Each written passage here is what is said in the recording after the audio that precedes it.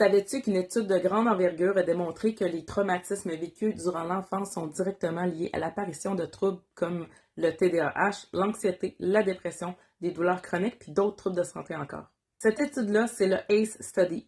ACE pour Adverse Childhood Experiences, donc des expériences négatives de l'enfance.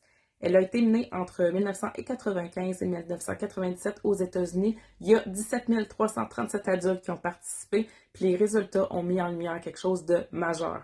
Plus une personne a accumulé de traumatismes dans son enfance, plus elle a des risques de développer des problèmes de santé physique et mentaux à l'âge adulte.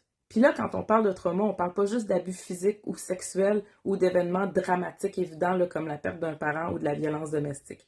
L'étude a révélé que des expériences qui peuvent sembler moins graves en surface ont elles aussi un impact immense. Par exemple, avoir grandi dans un environnement où il y avait de la négligence émotionnelle, où tes parents, par exemple, étaient absents émotionnellement, même s'ils étaient là physiquement.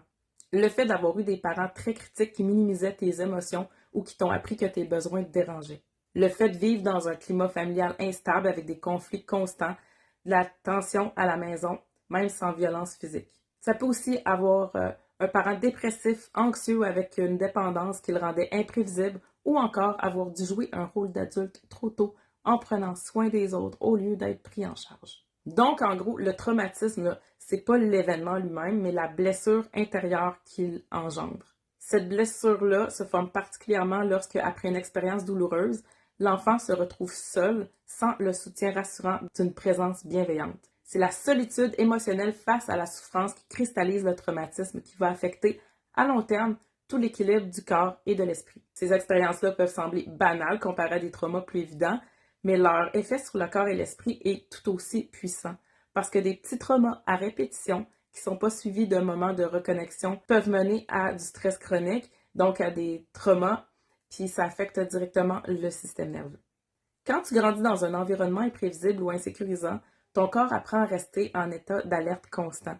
Et ce mode de survie-là, il disparaît pas tout seul une fois adulte. Les traumas dérèglent plusieurs systèmes biologiques essentiels. Ils perturbent l'axe cerveau-intestin, ce qui peut causer des troubles digestifs, des inflammations chroniques puis des sensibilités alimentaires. Ils augmentent l'inflammation systémique liée à de nombreuses maladies chroniques comme les douleurs persistantes, la fatigue, les maladies auto-immunes et les maladies cardiovasculaires.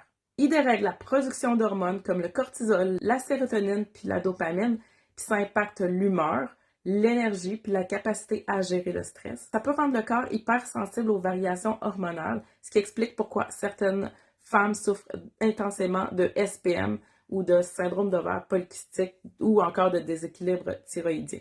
C'est pas tout. En 2012-2013, les chercheurs ont voulu aller plus loin en analysant l'impact des facteurs sociaux et environnementaux sur la santé mentale et physique, et c'est comme ça qu'est né le Philadelphia Expanded ACE Study. Cette fois, l'étude s'est pas limitée aux traumas familiaux, mais a inclus des facteurs de stress communautaires comme la violence dans le quartier, la discrimination, l'instabilité du logement ou encore la pauvreté extrême.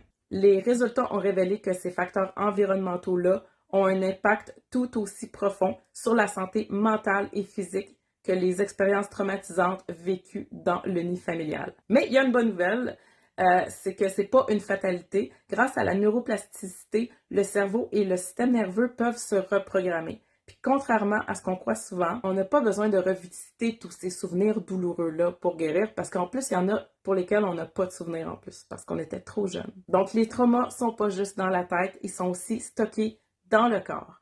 C'est pour ça que certaines approches comme la régulation du système nerveux, le travail somatique, soit des pratiques corporelles, la respiration, la stimulation du nerf vague, certains mouvements spécifiques aussi qui peuvent venir aider à sortir du mode survie sans avoir à passer par l'intellect. Donc si aujourd'hui tu ressens encore de l'anxiété chronique, une fatigue écrasante, des douleurs inexpliquées, des patterns de codépendance ou d'auto-sabotage, c'est pas parce que c'est juste toi.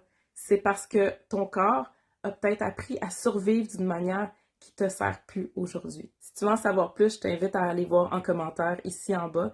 Tu vas retrouver le lien pour mon outil gratuit qui va donner une foule d'informations sur la régulation du système nerveux. Tu vas pouvoir trouver un questionnaire pour déterminer le profil de ton système nerveux et des pratiques associées à ton profil.